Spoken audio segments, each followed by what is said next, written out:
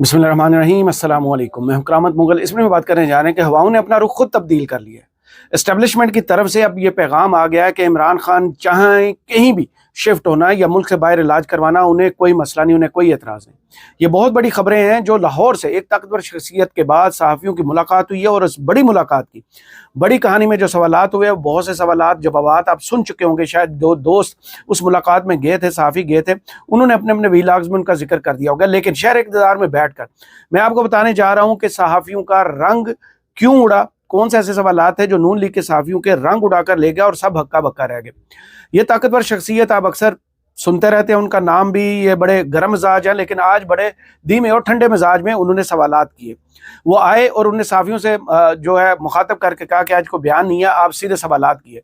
क्या सवालात हुए, इस मीटिंग में कौन कौन था, वो उस पर जाने से पहले एक ट्वीट जो है वो मरियम नवाज के दादाजी, जिनको वो कहती हैं दादा, रिजवान रजी, वो आज ट्वीट करते हैं कि सोशल मीडिया पर इमरान खान अंदर है, उन्होंने तो है तौहीन अमेज़ लफ्ज़ इस्तेमाल किया गया।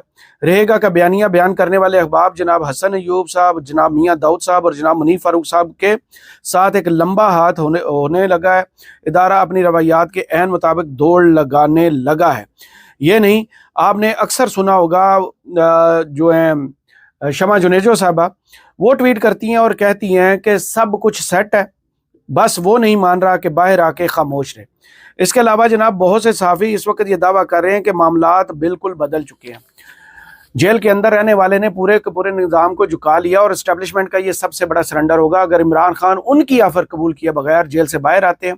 और ये सारे मामलात क्या सिर्फ एक मेडिकल रिपोर्ट के तहत होंगे? सुप्रीम कोर्ट जो है उसमें इंटरवेंशन जो कर रही है वो सहारा लिया जाएगा, या कोई इंटरनेशनल इस वक्त बड़े बड़े लोग जो हैं वो इसमें इन्वॉल्व हैं? सबसे पहले मैं आपको बता दूं कि आज मुनीफ फारूक साहब, उन्होंने बड़ी हिमायत की है इमरान खान साहब की कि इमरान खान को बाहर आकर खामोश रहने की कोई ऑफर्स नहीं है। इमरान खान क्यों खामोश रहे? पागल हो? इमरान खान एक पॉपुलर लीडर है, साबिक वज़ीर आज़म। वो कहेंगे कि मैं बाहर आकर चुप करके घर लूडो खेलता रहूंगा? वाह भाई, जिस दिन इमरान खान साहब बाहर आए तो 10 उनके इंटरव्यूज होंगे, कभी स्काइप कभी जूम, फिर खान साहब के लोग रैलियां निकालेंगे, जलसे जुलूस एहतजाज। वो इमरान खान है भाई, वो बाहर निकलेंगे, ये सब करेंगे। तो यही कुछ होने जा रहा है, ये खबर है जो आप मुनीफ फारूक के मुंह से सुनेंगे।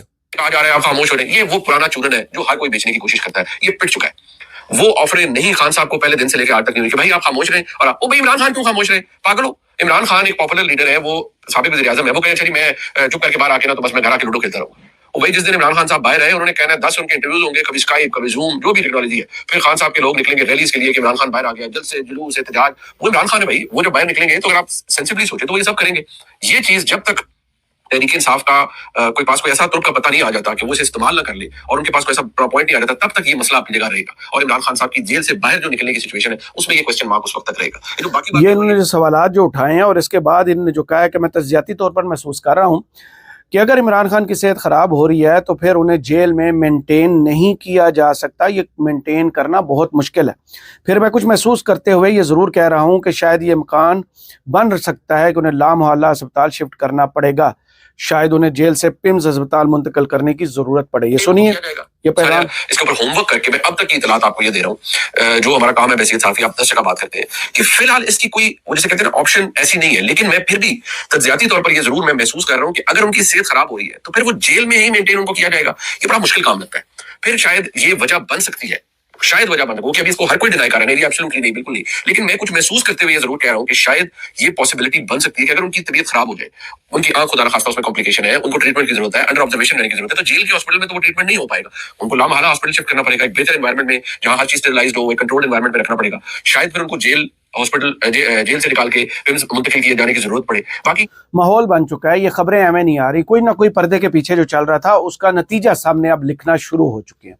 इमरान खान का मैंडेट चोरी हुआ है, इमरान खान की पार्टी चोरी होगी, तोड़ दी गई। इमरान खान की पार्टी को लोगों से ज़बरदस्ती छुड़वा दिया गया, लोगों के घरों पर छापे पड़े, क्रैकडाउन के दौरान कुछ एक बच्चा शहीद हुआ, कुछ लोग जान से गए, चादर और चार दीवारी का तकद्दुस पामाल हुआ। इन सारे मामलात के दरमियान पाकिस्तान 4 साल से पटरी से उतरा हुआ। जो ये हुकूमत काम कर सकती थी कि इमरान खान की अगर आपने पॉपुलैरिटी कम करनी है तो मईशत बेहतर करके दिखा दे, सरमायाकारी ला दे, या फिर आप कुछ ऐसा चमत्कार करें, ऐसी जादू की छड़ी घुमाएं कि सब आपसे खुश हो जाए, लेकिन ऐसा कुछ नहीं हुआ। मुसलसल नाकामियों के बाद अब मेरे ख्याल में यह फैसला हो चुका कि ये हुकूमत रुखसत होगी, इमरान खान जेल से बाहर आएंगे, इमरान खान का कम बैक होगा, और ये कम बैक जो है बहुत से मामलात को उड़ा के रख देगा, निज़ाम खुद झुकेगा। ये मैं नहीं, ये उस जो महफिल लाहौर में सजी है उसकी गुफ्तगू से मुझे अंदाज़ा हो रहा है, जो कि आज 2 घंटों की ये थी, 2:40 पर शुरू होती है और 4:37 तक ये मुलाकात जारी रहती है। इसमें बड़े बड़े सहाफ़ी जनाब मुजीबुर रहमान शामी, मुबशर लुकमान, नजम वली जैसे लोग, इसार राना साहब, अकबर बाजवा साहब, उमर दराज गोंदल साहब और बहुत से, मंसूर अली खान साहब, और मैं जिनके नाम भूल रहा हूँ, ताहिर भट्ट साहब, काफ़ी सारे लोग थे, गौहर भट्ट साहब और कामरान शाहिद, ये काफ़ी सारे लोग थे, अजमल जामी साहब भी थे, और कुछ लोगों के नाम मैं भूल रहा हूँ। ये लोग वहाँ पर मौजूद थे।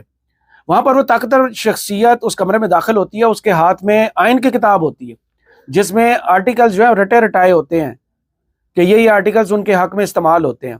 अब जो रजी दादा ने ट्वीट किया उसको आपने जेहन में रखना है कि ये जितने भी सहाफ़ी जो इमरान खान को हमेशा जेल में रखने के हवाले से डेरोगेटरी चीज़ें बोलते थे कि भाई अब वो जिंदा बाहर नहीं आएगा, ये होगा वो होगा, तो उनका अब सामान पैक करने का वक्त हो चुका है, क्योंकि पार्टी ने लाइन बदल लिया और पार्टी अगले पार्टियां भी बदलेगी ना, जो वो लिखा हुआ है। अब इसमें आते ही उन्होंने कहा कि इनफॉर्मल गुफ्तगू होगी, कोई ऑफिशियल स्टेटमेंट नहीं होगी, यानी आते ही उन्होंने कहा कि सिर्फ सवाल करें। तो सबसे पहला सवाल वहां पर मुबशर लुकमान साहब ने किया, जिन्होंने भारत के हवाले से सवाल किया कि ये जो भारत आए रोज पाकिस्तान में दहशतगर्दी करते हैं तो पाक फौज उस पर सीधा हमला क्यों नहीं कर देती।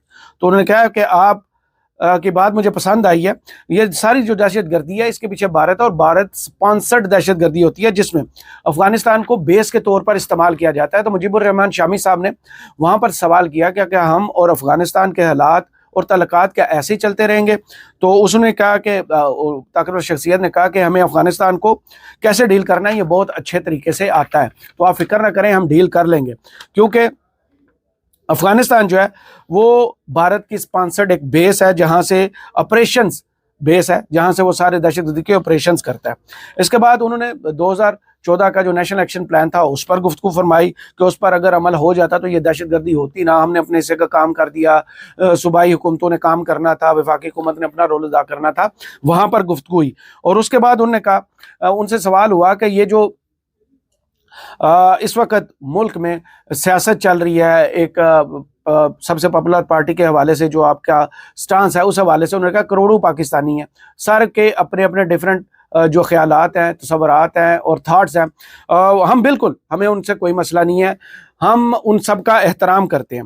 सुहेल अफरीदी साहब के हवाले से सवाल हुआ कि क्या तहफ़्फ़ुज़ात उनके दूर हो गए। वो कहते थे मैं चल कर नहीं जाऊँगा, मेरे सूबे के मामलात हैं, अगर सूबे पर बात आई तो मैं आपके साथ इस्टेब्लिशमेंट के साथ बैठने को तैयार हूँ, तो क्या उनके तहफ़्फ़ुज़ात दूर हो गए। तो उन्होंने कहा कि भाई और इसार राना साहब ने बार बार उधर कहा है कि क्या आप सुहेल अफरीदी और आपके दरमियान एक सफ़े वाली बात दुरुस्त है, एक सफ़े पर आ चुके हैं। तो उन्होंने कहा कि हम तमाम सियासी जमातों का एहतराम करते हैं, तमाम लीडरान का एहतराम करते हैं, कोई पाकिस्तान से बड़ा नहीं है, केपी हुकूमत हमसे मुसलसल एंगेज है, कभी भी कोई एंगेजमेंट ख़त्म नहीं हुई, यानी हमेशा से हमारे साथ सुहेल अफरीदी साहब की हुकूमत जो है राब्ते में रही है। तो फिर वो जो प्रेस कॉन्फ्रेंस है उन पर सवालात उठते हैं कि उनको आने से पहले बनने से, वज़ीर आला बनने से जो रोकने वाला मामला था वो क्यों था, ये सवालात उठ रहे हैं। उनको दहशतगर्द कहना, फिर उनको मंशियात फरोश कहना, वो सवालात कहाँ जाएंगे। और कल ही जो अडियाला के बाहर से अगवा हुआ और उस पर जो तशद्दुद हुआ, पेशावर में धरना हुआ, उसके बाद वाले मामला तो शायद किसी ने पूछे नहीं कि इस वक्त वहाँ पर ये हैं। तो सलमान गनी साहब हैं दुनिया न्यूज़ के, उन्होंने वहाँ पर कहा कि कल जो सिक्योरिटी के हवाले से इजलास हुआ है जिसमें नेशनल सिक्योरिटी एडवाइज़र और वज़ीर दाखिला और फिर एक और कमांडर साहब मौजूद थे, तो उस मीटिंग के बारे में कहते हैं कि उन्होंने कहा कि ये बड़ा वेलकमिंग स्टेप था सूबाई हुकूमत और इनकी तरफ से, तो भाई वो बड़े अच्छे मामलात वहाँ पर चल रहे हैं। तो मंसूर अली खान साहब ने वहाँ बहुत ज़्यादा सवालात किए। उन्होंने पिछले प्रेस कॉन्फ्रेंस में भी बड़ा एक DGI-SPR के साथ जो प्रेस कॉन्फ्रेंस हुई तो वहाँ पर एक जो सवाल किया था, इस ताकतवर शख्सियत से भी उन्होंने सवाल किया कि वो जो बयानिया था ज़हनी मरीज़ वाला, नेशनल सिक्योरिटी थ्रेट वाला, तो क्या आप ये जो कह रहे हैं कि हम तमाम सियासतदानों का एहतराम करते हैं, तमाम सियासी पार्टियों का एहतराम करते हैं, तो उसमें इमरान खान शामिल है। तो उसका जवाब उस ताकतवर शख्सियत ने ये दिया कि हमारा किसी से कोई ज़ाती हमारी दुश्मनी नहीं है, हम बार बार कह रहे हैं कि तमाम सियासी लीडर्स और जमातों का हम एहतराम करते हैं। इसके बाद उनसे सवाल हुआ क्या कि इमरान खान के हवाले से, कि उनकी सेहत के हवाले से जो खबरें आ रही हैं कि अगर उनको बनी गाला या मुल्क से बाहर शिफ्ट किया जाता है या हस्पताल शिफ्ट किया जाता है तो आपको कोई एतराज़ तो नहीं। तो उन्होंने कहा कि हमें कोई एतराज़ नहीं, इमरान खान को जैसे मेडिकल बोर्ड या डॉक्टर्स के बनी गाला जाए, ज़मान पार्क जाएँ या मुल्क से बाहर जाएँ, हमें कोई एतराज़ नहीं है। इसके बाद सुहेल अफरीदी साहब के रवैये में क्या तब्दीली महसूस की गई है, तो उसका उन्होंने जवाब दिया है कि जितने भी वहाँ पर मिलिट्री ऑपरेशन और जितने भी मामलात होते हैं उसमें अक्सर जो है वो वफाकी हुकूमत जो फैसले होते हैं और तमाम लोगों को जनाब उस एक पेज पर आना ही पड़ता है। अब उन्होंने कहा कि हमें इस वक्त जो है इत्तेहाद की ज़रूरत है, हम डिवीजन्स को लेकर नहीं चल सकते। यानी जो 4 साल से मामला चल रहे थे क्या वो डिवीजन्स नहीं थी।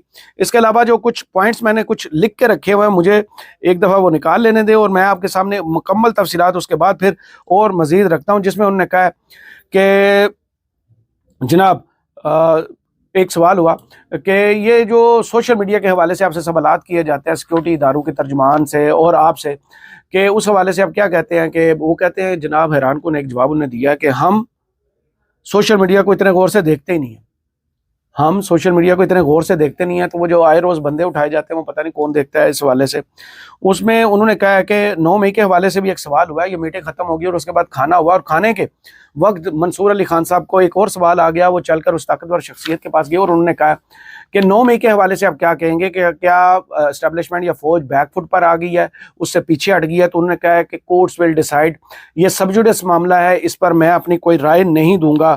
तो क्या एक और सवाल भी किया गया कि क्या इमरान खान ने माफ़ी मांगी है, तो यही सवाल का जवाब है कि डिवीजन हमें कहीं नहीं लेकर जा रही, अब ठंडे और धीमे मिजाज में चलना होगा, सब सियासतदानों का एहतराम करते हैं।